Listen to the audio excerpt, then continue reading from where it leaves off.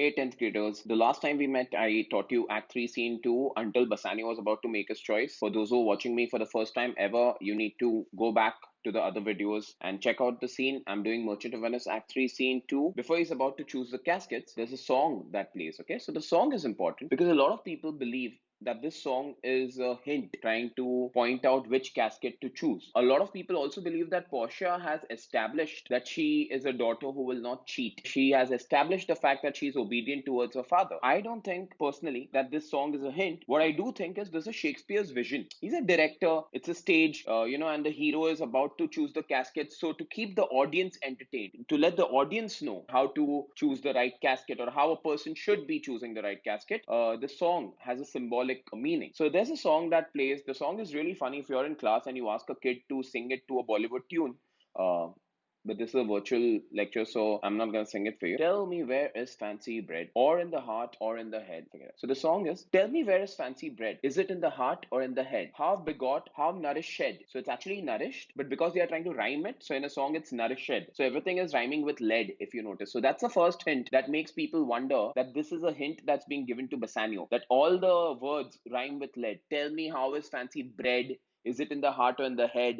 How begot, how nourished shed, nourished but nourished. So let's break down the song. Tell me how is fancy bread. Fancy here is attraction. So the song is questioning. Let me know how attraction is created. How do you become attracted to something? Is it in the heart or is it in the head? So is attraction created from the heart or from the head? How begot? Begot again is another word for created. So how is this attraction created? How nourished? And nourished is how does it become stronger? How does attraction become stronger? Reply, reply. Tell me, tell me. And within the song, there's an answer. It is. It as an attraction, fancy, is engendered. Engendered is created. It is engendered. Attraction is created in the eyes. Not in the heart, not in the head, but in the eyes. With gazing fed. With gazing. Gazing is staring. So the more you look at the thing or person you are attracted towards, the stronger your attraction will become. When we are at a shop and we look at something that we really want, the attraction becomes stronger. It's as if that thing is appealing to us, that buy me, buy me. Okay. And we keep getting attracted and we keep throwing tantrums. We want it desperately, but believe me, when you walk away from that thing and you distract your mind and you don't look at that thing, out of sight, out of mind, you'll forget about it. And this is exactly how infatuations work, or how at your age, you kids, you feel that you are Romeo and Juliet. You fall in love quickly. Aaj pooja to kal koi dooja.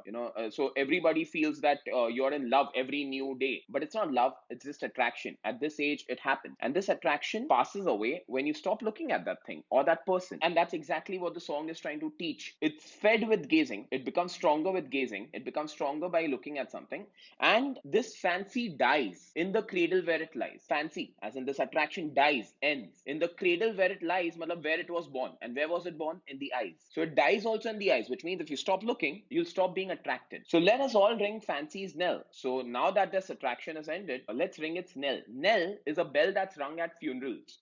During funeral processions, when the coffin's being taken to the grave for burial, they ring a knell. So let's all ring fancy's knell. I'll start it. Ding dong bell, ding dong bell. That has no meaning. It's just a song. So they're adding effects to it. Okay. So this is a song that's being played in the background while Bassanio is surveying the caskets. Okay. Once again, let me remind you, people believe that this song can be a hint to Bassanio because the context of the song is to not go by outward appearances. Don't be attracted by what you see. Okay. Because gold attracts you. The more you look at gold, the more you'll feel that this is the choice that I should make. Silver is attractive. Okay. But lead is not at all attractive. The second reason why people feel this song is a hint is because a lot of words rhyme with lead. I, however, personally feel that this song is not a hint because Portia has proven that she is an obedient daughter. She will not jeopardize this by cheating at this point. And if she had to cheat, she could have trained Bassanio what casket to choose. Okay, but she said, I won't be forsworn in the earlier dialogue. Secondly, it's a play. So in a play, songs and musicals happen all the time. And when Shakespeare created this play, he hadn't thought कि ICSE में एक बार इसको एक play की तरह questions break up करके लोग इसको dissect करेंगे, analyze करेंगे. So for him, it's just a creative aspect. So don't overthink this. Also, ICSE is not in the habit of asking controversial questions. All right. So we are done with the song. By this time, the focus is now on Bassanio. Everybody else is silent. Bassanio is in front of the caskets and he speaks out loud and he continues. He continues his thought process. So maybe this song was the director's vision, Shakespeare's vision, to show the people what Bassanio is thinking in his head. So Bassanio continues his thoughts. He says, "So may the outward shows believe themselves." Brilliant dialogue. This is one of the best dialogues in the whole play. One of the best. I mean, there are several, but I love this dialogue because this is relevant even today. So may the outward shows be least themselves. What you're seeing is never the truth. You have to think beyond that. Don't just accept what you see. The world is still deceived by ornament. This play was written back then, but even today, this is relevant. The world, as in all of us, we are deceived. Deceived is fooled by ornament. Ornament is outward appearances, by decoration, by packaging. When you go to a supermarket, you'll always buy products which look good. We don't care about the authenticity of the product. We don't care how good the product is. We don't read the reviews of the product. But if it looks good, it's eye catching, we end up buying it. We always go by what we see, by what's attractive. So the world is deceived. Deceived is fooled. World is people. People are fooled by outward appearance. Ornament. Ornament is outward appearance, decoration. In order to justify this statement, Bassanio ends up giving 7 examples. There are 7 in all. Okay. Kids often get confused when the question is, why did Bassanio reject gold and silver casket? They end up writing this long answer, which is not correct. You'll get 0. Now, why he rejects the gold and silver casket? वो बाद में आएगा, जब आएगा, I'll tell you. Right now, he's just trying to explain why he should not immediately decide on the basis of what he sees. So let's look at these 7 examples. Before I start, it's advisable that you circle the 7 keywords so it's easier for you also to remember. The first keyword is law. Second is religion. You'll notice it a few lines later. Third is cowards. Fourth is beauty. Fifth is hair. Sixth is the shore. And the 7th is a beauteous scarf. Let's start with the first example. In law, as in the field of law, a tainted plea, corrupt case. Tainted is corrupt. Plea is a case, argument. In law, what tainted plea but seasoned with? Seasoned with matlab covered by, presented by, disguised by, hidden, with a gracious voice. With a gracious voice, matlab the lawyer presents the corrupt argument with a confident voice. In the field of law, in the court of law, a corrupt case can also be won if the lawyer presenting the argument does it in a confident manner. So the lawyer presenting the case in a confident and a gracious voice, in a confident voice, in an eloquent way, is the outward appearance over here. What ugly truth is he hiding? That the case that he's fighting for is not fair. It's an unfair case. It's a tainted. Tainted is corrupt. Plea is a case. So in the field of law also, people are deceived by outward appearance. Let's look at the line again. In law, what plea so tainted and corrupt but seasoned with a gracious voice obscures the show of evil. Hides. Obscures is hides. Show of evil matlab hides the ugliness of that case. Second example, in religion, in the field of religion. Religion is a concept everyone uses not just in India but throughout the world in order to influence people. Back in the day, church wanted people to believe what the church was saying. So the truth may have been something else, but if it does not sync with what the church is saying, the church would have the power to deem you as a sinful person, and people would be prone to influence. People would easily believe what the church is saying, and that is what Shakespeare is criticizing. He says, in religion, what damned error? What damned error? Matlab, a sinful error. Damned is sinful. You should have known this from 9th grade. The word damn is when you go to hell. So damned is anything that you do for which you deserve to go to hell. So in religion, what damned error is? A damned error. If you commit a sinful error, you need not worry if a sober brow, sober is a serious looking, a sincere person. Brow is a person with a sincere expression, priest. So in religion, if you've committed a sinful error for which you deserve to be damned, for which you deserve to go to hell, a person with a sober brow, a priest with a sincere expression will bless it. It को underline कर लो यहाँ पे और लिख लो, it over here is your error. So it is that error, the sin, damned error. So will bless it and approve it. It again is the damned error with holy text. So he'll just make you believe that, hey, it's okay, it's God's will. You've killed people? Don't worry. This is what God wants. Now you'll attain heaven. So in the field of religion, anyone with a sincere expression and holy text and a few words from the holy text can approve your sin, thereby hiding the grossness, thereby hiding the ugliness with fair ornament. With fair ornament, matlab, with outward appearance. But that's not the truth. The truth is that you have committed a sin and you should not have done it, or you should not be doing it. All right? Before he moves to the third example, he passes a statement. Bassanio again says a line. The line is very important. There is no vice so simple. Vice is the opposite of virtue. Virtue, good quality. Vice, bad quality. So there's no vice, there's no bad quality so obvious. Simple matlab obvious. No bad quality is obviously going to present itself in front of you and say, hey, I'm bad. No. Every bad quality will assume matlab put on a disguise of virtue. There's no vice so simple, but assumes the mark of virtue on his over here is the vice, the bad quality, outward path. No bad quality. Cigarette smoking. People find it cool. Kids at this age find it attractive. attractive. When you watch heroes on screen, when you watch someone with a cigarette, it looks cool. But it's not, because we know that it's injurious to health. We know that it causes harm. We know that it's not helping you in any way. Outward appearance over here is that it's cool. It reduces stress. People come up with all sorts of excuses in order to convince themselves that it's not a bad habit, but it is a bad habit. So no vice, no bad quality is going to look bad. Every vice, every bad quality has a disguise of temptation, virtue. The third example of outward appearance he gives is this: beards. We often say that people who have beards are rugged, who are macho. Okay.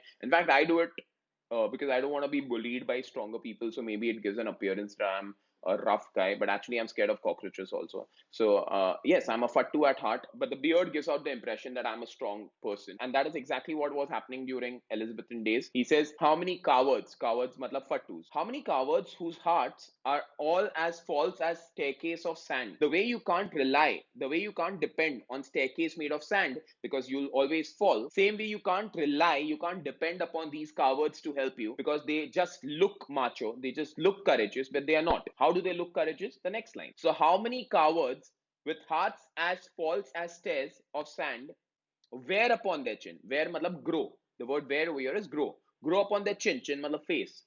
Beards of Hercules and Mars. Hercules, the Greek hero, Mars, the god of war. Beards of Hercules and frowning Mars. Frowning Mars is angry looking Mars. Who inward search? But if these people are inward searched, analyzed properly, you will realize that these guys have livers as white as milk. Why livers? If you remember Act 1, Scene 1, Graciano had said, "I'd rather my liver eats with wine than my heart grow cold with mortifying groans." That belief was still there. They used to believe that the liver is the base of all your emotions. So these people who claim that they are courageous just because they have beards of Hercules and Mars, if these guys are analyzed or tested, you'll realize that their livers are as white as milk. Elizabethans believed that people who have livers which are red are courageous, and people who have livers which are white are actually not so courageous. They are cowards. And these people assume is grow, but valor's excrement. Unlike this phrase, valor's excrement. Valor is courage. Excrement is growth of hair. So valor's excrement is they grow beards in order to look courageous, to render them redoubted. Render them redoubted, so that nobody doubts their courage. So these people put on an outward appearance of beards in order to look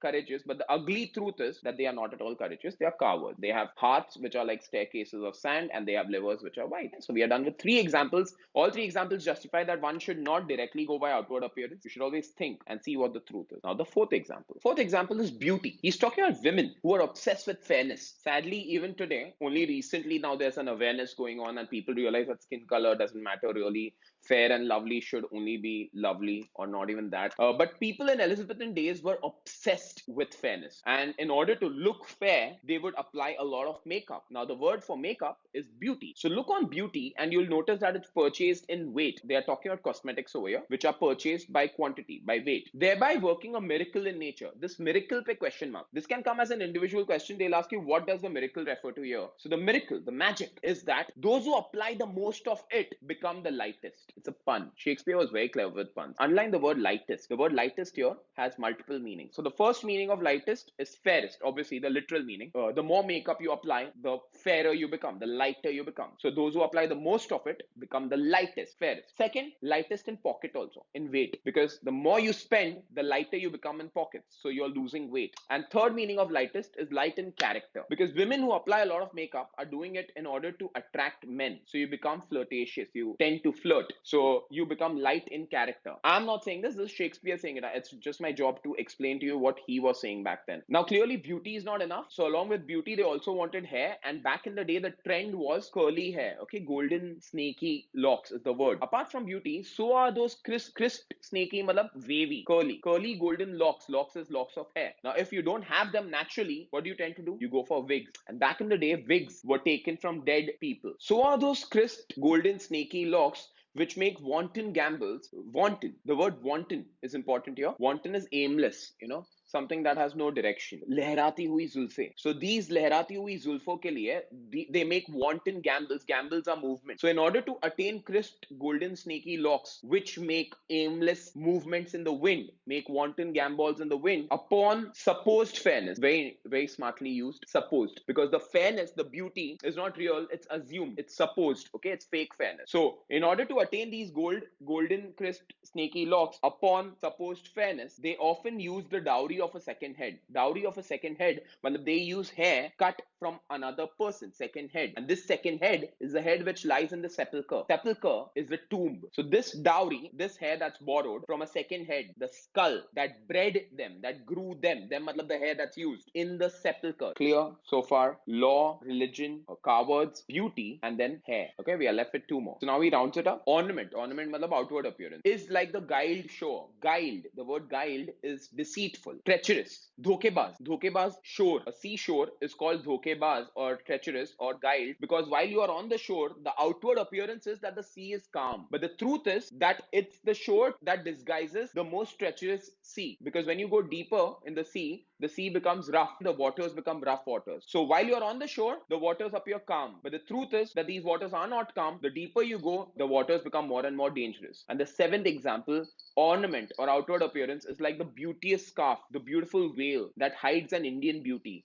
Indian beauty here is a derogatory word because they used to think that Indians were dark skinned. So the ugly truth, according to Shakespeare, is the Indian beauty. Beauty here is not beautiful. Beauty here is a woman. And the outward appearance is a beauteous scarf disguising an Indian women. Indians भी smart है. जब तुमको ये textbook देते हैं, तो they don't want you to think that Shakespeare Indians को criticize कर रहा है. So they've written on the footnote that these Indians are actually West Indians because हमें खुद पर insult लेनी नहीं है. It doesn't matter वो West Indians हो या हम हो. This is actually what people believed back then. That fairness is everything. White-skinned people are more superior. So 7 examples we are done with, which justify why you should not go by outward appearance. Why you should not believe what you see. In a word is in conclusion. Outward appearance is the seeming truth. Look at the word seeming because it's not the truth. It seems to be the truth. So outward appearance is the seeming truth that cunning times put on. That cunning times, time circumstances put on in order to entrap the wisest, in order to fool us humans. So we are fooled into believing कि अरे मैंने खुद ने अपनी आंखों से देखा है. What you see is not always the truth. If you walk into a person standing over a dead body with a knife in his hand, maybe the person just pulled out the dagger and you caught him at the wrong time. So just because you see him covered in blood does not mean he is the one who murdered that person. So don't always take something by what you see. Always think that there may be an alternate explanation. Now is the answer to why he rejects gold. Therefore, thou gaudy gold. Gaudy is showy,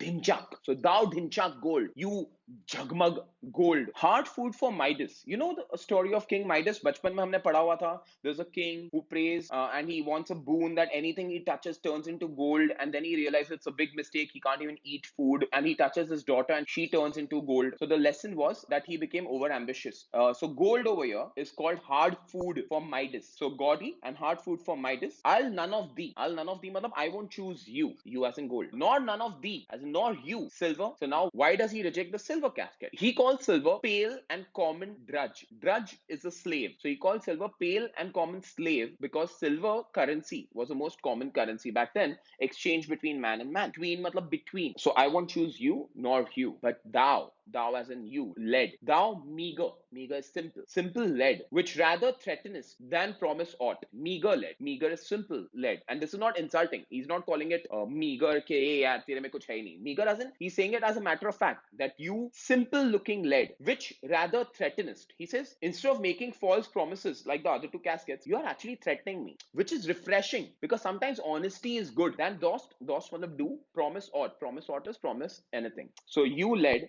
instead of promising anything, you are rather threatening me. So that's one thing that attracts me towards you. You are different. And thy paleness, matlab your simplicity moves me, matlab attracts me more than eloquence, more than show. Your simplicity is far more attractive than eloquence. So your choose I. This is my choice, and I hope joy be the consequence. So this is my choice. Deliver me the key, and I hope joy is the consequence. Happiness is the result of my choice. I'm done with just one dialogue, okay? But I hope that made sense to you. I'm just stopping here because this one dialogue by itself is a heavy dialogue, and I want you guys to read the dialogue again. Watch the video multiple times if you have to, and then read my notes so you realize how to frame the answer in the exam. If you have any doubts, and if you're not my student, you can leave comments. If you are my student, I'll be seeing you in the Zoom session next time, and you can ask me doubts. Take care and have a nice week, guys. Stay safe, wear a mask, don't venture out, stay at home.